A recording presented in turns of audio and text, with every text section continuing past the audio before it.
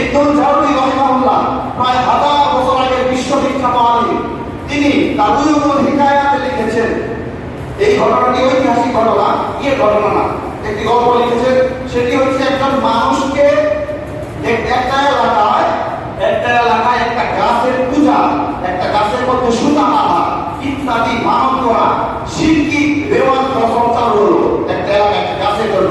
একজন ইমানদার লোক সেই গাছটি কেটে ফেলার জন্য অগ্রসর হয়। পথিমধ্যে শয়তান তার অন্তরে প্ররোচনা দেয় এবং বলে যে এই গাছটি তুমি এখন না পরে কেটো, এই জন্য আমি তোমাকে প্রতিদিন সকালে 2টি করে দিনার দেবো, স্বর্ণ মুদ্রা।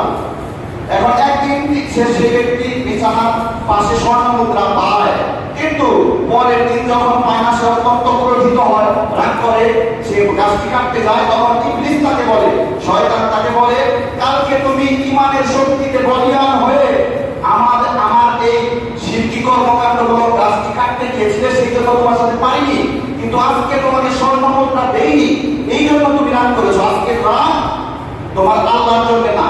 পরে ইবলিস লোকটিকে পরাস্ত করে একটি গল্প মাত্র